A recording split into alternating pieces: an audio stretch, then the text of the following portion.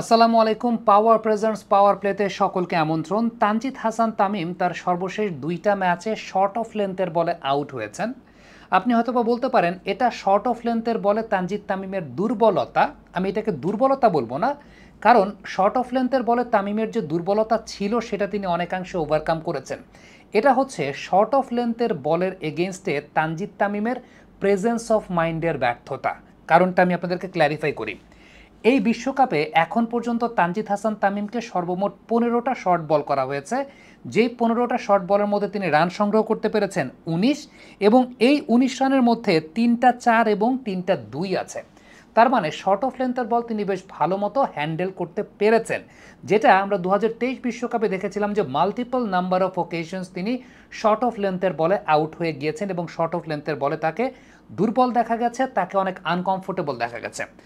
এখন যে দুইটা ম্যাচে তানজিদ তামিম শর্ট অফ লেন্থের বলে আউট হয়েছেন, এই দুইটা ম্যাচের আউটকে আপনি কি বলবেন? আসলে এই দুইটা ম্যাচের আউটকে বলা হবে তানজিদ হাসান তামিম এক ধরনের ক্রাইমই করেছেন। কেন ক্রাইম করেছেন? প্রথমত, নেপালের সঙ্গে ম্যাচটাতে আমি জানি না যে টিমের প্ল্যানটা কী ছিল, উইকেট অ্যাসেস না করেই প্রথম বলটাই তিনি শট খেলতে গেছেন। ডেফিনেটলি তানজিদ তামিম যদি জায়গায় দাঁড়িয়ে থাকতেন, উইকেটটাকে অ্যাসেস করতেন, একটু পরে তিনি এরকম শর্ট অফ লেন্থের বলেই 4 মারতে পারতেন।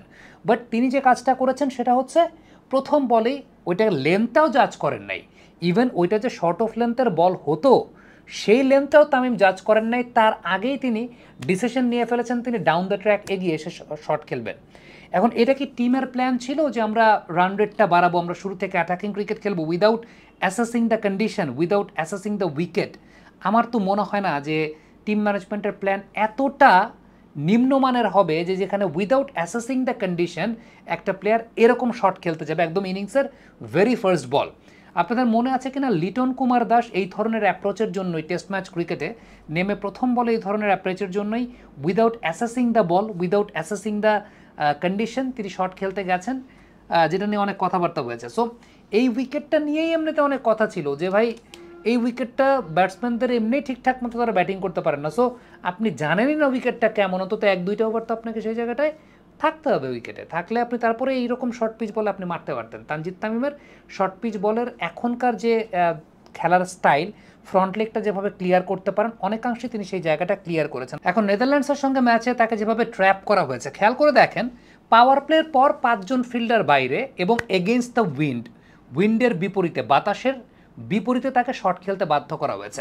প্রথমত 2-1টা ডট বলের পরে আমরা তখন কমেন্ট্রিতে ছিলাম, আমরা একটা কথা বলছিলাম যে কখনো কখনো টি-20 ক্রিকেটে মিড ওভার্সে কিছু সিচুয়েশন তৈরি হয় যখন you have to give space to the bowlers, you have to respect the bowling side.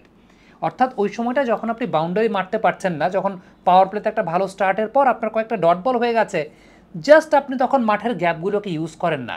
2-4টা over আপনি একটু সিঙ্গেল খেলেন না, 4টা ওভার তো অনেক বেশি হয়েছে, 2টা ওভার আপনি একটু সিঙ্গেল খেলেন, তখন অপোনেন্ট টিম এমনিতেই ওই সিঙ্গেল কাট করার জন্য একটা অপশন ভেতরে নিয়ে আসবে, আপনার জন্য অপশন ক্রিয়েট হবে।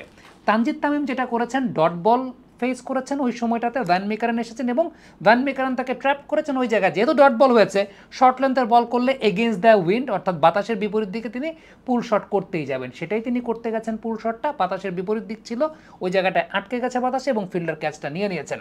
সো এইখানেই ব্যাপারটা প্রেজেন্স অফ মাইন্ডের।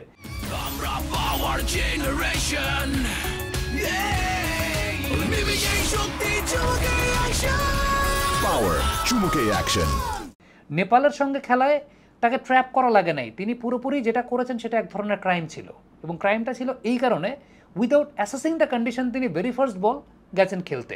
দ্বিতীয়ত নেদারল্যান্ডসের সঙ্গে ম্যাচে এইটারও আপনি বলতে পারেন এক ধরনের ক্রাইম ছিল, কারণ he was the set batter.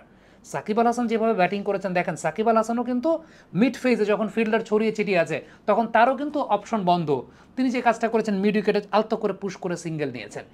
এটা you have to give space to the bowler sometimes, respect তো আপনাকে করতে হবে। তারাও ক্রিকেট খেলতে আসছে, তারাও তো ধরেন লাল্লু পাঞ্জু প্লেয়ার না, তারাও ক্রিকেট খেলতে এসেছে, তারাও একটা সময় মোমেন্টাম নেবে, ওইটাকে আপনাকে রেসপেক্ট করতে হবে। ওইটাকে রেসপেক্ট করে আপনাকে উল্টা প্ল্যান করতে হবে যে হ্যাঁ আপনি সিঙ্গেল খেললেন, 3-4-5টা বল আপনি সিঙ্গেল খেললেন বা 6টা বল সিঙ্গেল খেললেন, আফটার দ্যাট ও নিজেই একটা ফিল্ডারকে ভেতরে নিয়ে আসবে ক্যাপ্টেন, তখন you will have the opportunity. এবং যখন এগেইনস্ট দ্য উইন্ড রয়েছে সেটাও একটা বড় ফ্যাক্টর। সো যদি আপনি মনে করে থাকেন যে তানজিদ তামিম শর্ট বলে দুর্বলতা, আমি বলবো না দুর্বলতা, আমি বলবো যে শর্ট বলের এগেইনস্টে তিনি ফাঁদে পা দিচ্ছেন, এবং কখনো কখনো ওই যে উইদাউট অ্যাসেসিং দ্য কন্ডিশন তিনি তার প্রেজেন্স অফ মাইন্ডটাকে ইউজ করতে পারেননি।